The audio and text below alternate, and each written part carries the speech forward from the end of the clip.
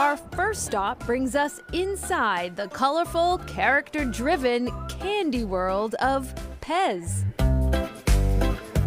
Primary colors, it's bright, bold, it's fun. It's nothing too serious, it's a fun museum. The Pez factory has been pushing out these iconic candy dispensers and the fruity flavors inside in this Orange, Connecticut location since 1973. But in 2010 came Sean Peterson, direct-to-consumer business manager. That's a cool job. It is, very cool job. He curated the museum in 2011, but this is not the whole story. He curated the job first. I'm the only collector they've ever hired. I wanted to share this with other people. Everything here, from Mickey Mouse to Santa himself, to the first Pez head ever made, to the new, is his personal collection. He offered it up for display, and in return, he went from Pez head to Pez employee. So you're telling me that every single item here is your personal collection? Yeah, except for the motorcycle upstairs. He estimates that 3,000 to 4,000 character heads have been officially made by Pez, but the rarity is often in the variation. These are some unusual ones. The whistle, particularly the owl, there is very rare. And often the enhanced value in the limited production. Colonel Sanders. Only 2 of these exist? Only 2 of those, yeah. And you have one? I have one of them. The other one's in a private collection. That one appraised last year at around $15,000.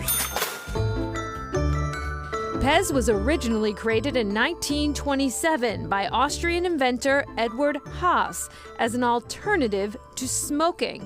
First sold in these tins, then these dispensers before hitting the U.S. market. The reception, poor.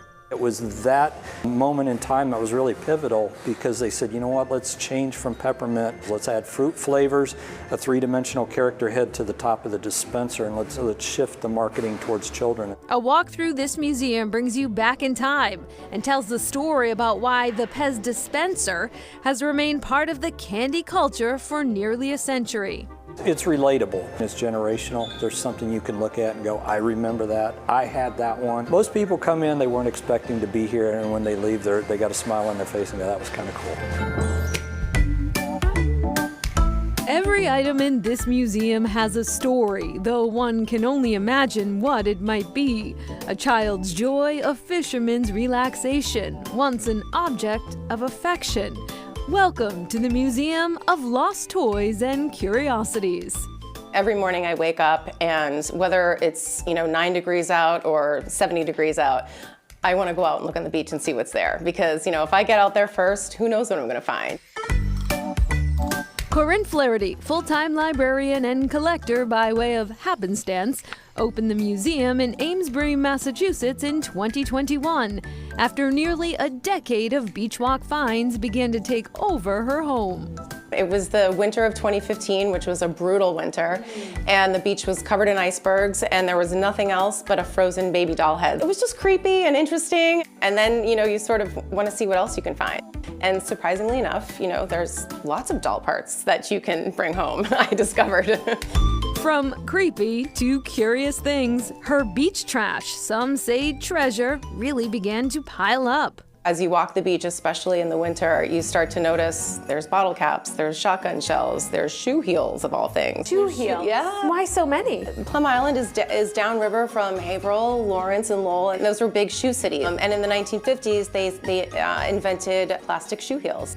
One of the strangest things I ever found was a Santa Claus on Christmas Day. And he had clearly been in the ocean a long time. He was partially disfigured, and it was a Merry Christmas. The experience here is part fun. I had one of these as a kid. I think that the collection sort of mirrors back at us. There's not a single person who walks through this door who can't relate to something in this room. We've all played with Legos, we've all had Matchbox cars. And part education.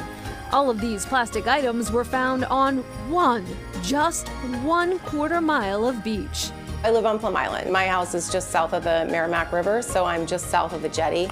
So a lot of what flows into the river flows right out the mouth and comes onto our shores. It's a really powerful way to teach people about single-use plastics and the throwaway culture that we've all become so accustomed to. And just a heads up about the Museum of Lost Toys, it is open by appointment only. Back to the Pez Museum, the most popular Pez head figure to date, Santa Claus. And Pez doesn't typically take custom orders, but when John Ratzenberger, who played Cliff Clavin, of course, the postman on Cheers, came in asking them to make a Pez head representing all of the characters he has voiced or played, they obliged for an undisclosed fee. Coming up, a museum that is constantly evolving.